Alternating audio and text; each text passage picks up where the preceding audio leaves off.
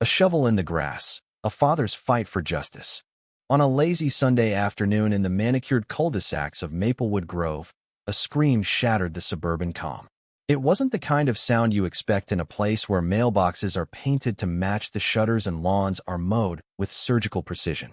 I'm James Harper, a 52-year-old widower and retired Army Ranger, and that scream came from my daughter, Lily, a 9-year-old girl who's been in a wheelchair since a car accident stole her ability to walk. What happened next wasn't just a crime, it was a reckoning. A woman named Evelyn Carter, the iron-fisted president of our homeowners association, stood over my little girl with a garden shovel, her face twisted with contempt. This is the story of how one act of cruelty woke a sleeping giant and changed our neighborhood forever. Maplewood Grove, nestled in a quiet corner of suburban Ohio, promised the kind of life I'd always wanted for Lily. Smooth sidewalks, friendly neighbors, and a community pool where kids splashed without a care. After my wife, Sarah, died in the crash that left Lily paralyzed 4 years ago, I left my logistics job to work from home, pouring every ounce of myself into giving Lily a childhood filled with laughter, not pity. She's a firecracker, sharp-witted, with a love for painting sunflowers and reading detective novels. Her wheelchair, decked out with rainbow stickers, is her chariot, and she rolls through life with a smile that could melt glaciers. But Evelyn Carter saw something else. To her, Lily's wheelchair was a blemish on her perfectly curated kingdom. Evelyn, a 60-something widow with a perm as tight as her grip on the HOA, had ruled Maplewood Grove for decades. She'd knock on your door if your recycling bin lingered past pickup or your azaleas grew an inch too wild. Most folks tolerated her, chalking it up to her need for order. I tried to do the same. Even when her notes started piling up complaints about Lily's ramp clashing with the neighborhood aesthetic or her tire marks disrupting the sod, I'd grit my teeth, plant petunias around the ramp, and move on. Lily, though, felt the sting. "Why doesn't Mrs. Carter wave back, Daddy?" she'd ask. I'd tell her some people carry invisible burdens. I was wrong. Evelyn wasn't burdened, she was vicious. That Sunday, the air was thick with the scent of fresh-cut grass. Lily was out front, sketching on her tablet near our rose bushes, her stuffed panda, Puddles, propped beside her. I stepped inside to grab iced tea, leaving the door ajar. I was gone maybe 3 minutes when her scream hit me like a grenade. I bolted outside, the glasses slipping from my hands, sand shattering on the porch. There was Lily, crumpled on the ground, her wheelchair tipped over, one wheel spinning. Her legs, fragile from years of disuse, were bent at sickening angles, already swelling. Evelyn stood over her, shovel in hand, a smear of blood on the blade. She was on HOA property, Evelyn said, her voice flat, like she was scolding a dog. If she can't respect the rules, she shouldn't be here. Rage burned through me, the kind I hadn't felt since my Ranger days. I dropped to Lily's side, her sobs breaking me. She hit me, "Daddy," she whispered. I was just drawing. I called 911, my voice shaking but clear. "My disabled daughter's been attacked with a shovel. Send help now." Neighbors spilled onto their lawns, drawn by the commotion. Mrs. Dorothy Klein, a retired nurse from next door, rushed over, her phone already recording. "James, what happened?" she gasped.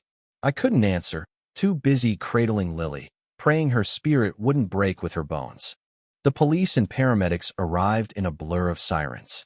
Evelyn stood defiant, arms crossed as if she'd done nothing worse than swat a fly. Dorothy's video captured it all: Evelyn marching across the yard, barking at Lily to move, then swinging the shovel when she didn't. She was defacing the flower bed. Evelyn snapped at the lead officer, a grizzled man named Sheriff Dan Walsh. "She's a child," he shot back. "A disabled child." Dorothy stepped forward, holding up her phone. "It's all here, and it's backed up online." Evelyn's smug mask cracked, just for a second. The paramedics lifted Lily onto a stretcher. "Daddy, will I be okay?" she asked, her voice small. I kissed her forehead. "You're tougher than anyone I know, kiddo." As the ambulance doors closed, Sheriff Walsh cuffed Evelyn right there on her pristine lawn. "You're under arrest for aggravated assault on a minor," he said. She sputtered. "I'm the HOA president." He didn't flinch. Not above the law. As they led her away, she shouted about lawsuits and her rights, but the neighbors' silence spoke louder. They were done with her reign. At the hospital, doctors confirmed Lily's legs were broken, her right femur shattered, her left tibia cracked. For a girl who couldn't feel her legs, the pain was still excruciating. I sat by her bed, replaying Evelyn's cold stare, her words. If she can't respect the rules, she shouldn't be here. I'd faced enemies overseas, but this was different. This was personal. Back home, I dug out my old military records, my Ranger tab, my Bronze Star, a letter from the Pentagon. Maplewood knew me as the guy who grilled burgers at block parties, not the man who'd led night raids in deserts. That was about to change. I called an old Army buddy, Tom Reynolds, now a civil rights lawyer. This isn't just assault, I told him. She's been targeting Lily for months. I sent him the stack of HOA notices, citations for excessive sidewalk use from Lily's wheelchair and visual clutter from her wind chimes. Tom didn't hesitate. We're going after her and the HOA. Assault, harassment, ADA violations, the works. Within days, we filed criminal and civil charges. Dorothy's video went viral locally, sparking outrage. Reporters camped outside the courthouse, asking why a grown woman would attack a disabled child. She didn't see Lily, I told one. She saw a threat to her control. Evelyn's trial began 6 weeks later. She faced felony assault, child endangerment, and hate crime charges tied to Lily's disability. The courtroom buzzed with neighbors, activists, and parents who'd faced similar HOA bullying. Dorothy's video played on a loop, Evelyn's voice chilling. If she can't respect the rules, she shouldn't be here. The defense claimed it was a gardening mishap, but the jury saw through it. HOA records showed Evelyn's obsession with Lily, fake citations, altered bylaws, even a note calling her ramp an eyesore. On a gray November morning, the verdict came, guilty on all counts. Evelyn got 8 years in prison, no parole for 4, plus restitution and mandatory bias training. She sat stone-faced, her pastel blazer swapped for an orange jumpsuit. The civil suit was next. We proved the HOA board knew about Evelyn's harassment, but stayed silent, too scared or lazy to act. The court ordered a complete overhaul, new bylaws, an independent oversight panel, and a hefty settlement for us and other targeted families. It wasn't about the money, it was about accountability. Evelyn's house went on the market, and her HOA throne was dismantled. The neighborhood exhaled. Maplewood Grove began to heal. The new HOA president, a soft-spoken librarian named Clara Thompson, visited us one evening. She handed Lily a sketchbook and colored pencils. "I hear you're an artist," she said. "How about painting something for the community center?" Lily's eyes lit up. "Can it have sunflowers?" Clara smiled. "Whatever you want." Over 2 weeks, Lily transformed a blank wall into a riot of yellows and green sunflowers swaying, kids laughing, a little house that looked like ours. Neighbors stopped to stare, some tearing up. It wasn't just paint. It was proof that Lily's spirit couldn't be broken. I started speaking at local event, schools, VFW halls, and city councils.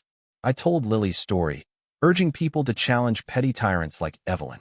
One night, a woman with a disabled son hugged me after a talk. "You gave me the courage to fight back," she said. "That's when I knew this was bigger than us." A county-wide task force was formed to audit HOAs for discrimination. Dorothy now chairs Maplewood's oversight committee, and her phone is always ready. Lily's recovery was grueling, months of casts and therapy, but her spark never dimmed.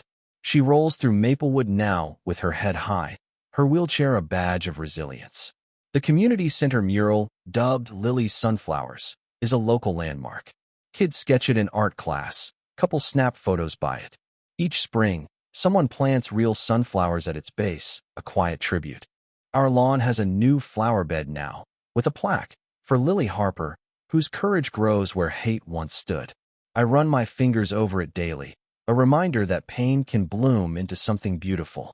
Evelyn tried to bury us, but we rose stronger. Maplewood Grove isn't perfect, but it's ours, built on empathy, not control. What would you have done if this happened to your family?